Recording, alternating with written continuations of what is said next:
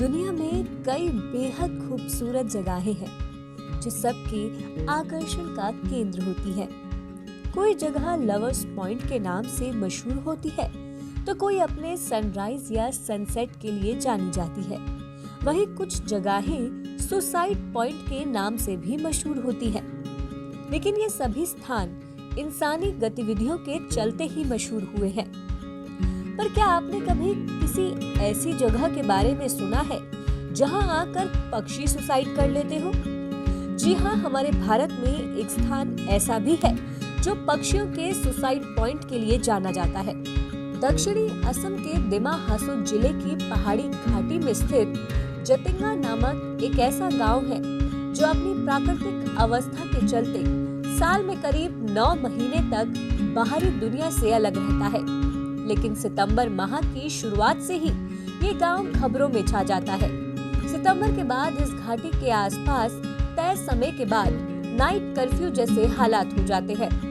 दरअसल अक्टूबर से नवंबर तक कृष्ण पक्ष की रातों में यहाँ पक्षी हराकिरी का बेहद अजीबोगरीब वाक्य होता है। शाम 7 बजे से लेकर रात के 10 साढ़े 10 बजे के बीच यहाँ पक्षी आत्महत्या कर लेते हैं।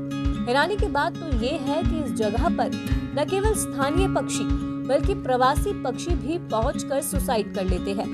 यहाँ आत्महत्या करने वालों में स्थानीय और प्रवासी चिड़ियों की 40 प्रजातियां शामिल रहती हैं। इस वैली में रात में एंट्री पर प्रतिबंध भी लगा हुआ है।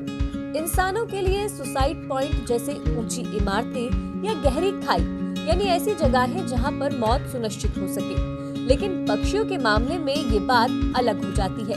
पक्षी होने के कारण ये जाहिर है कि इमारत से कूदकर तो जान नहीं दे सकते, लेकिन वे तेजी से उड़ते हुए इमारतों या ऊंचे पेड़ों से जानबूझकर टकरा जाते हैं और तुरंत ही उनकी मौत हो जाती है।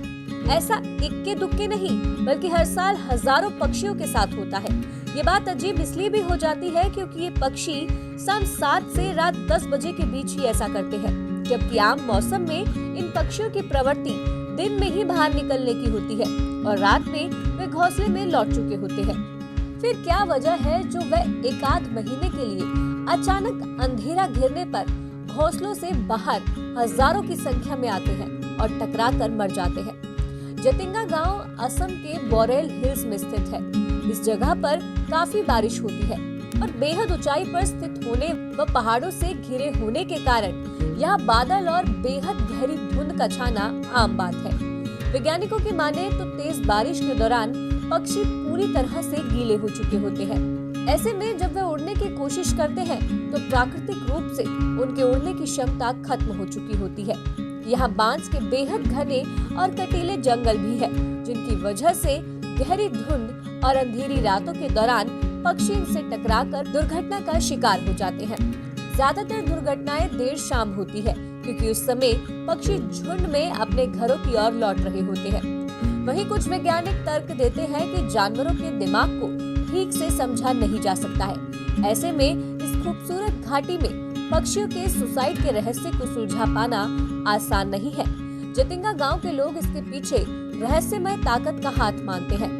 गांव के लोगों का ऐसा कहना है कि हवाओं में कोई पारलौकिक ताकत आ जाती है जो पक्षियों से ऐसा करवाती है।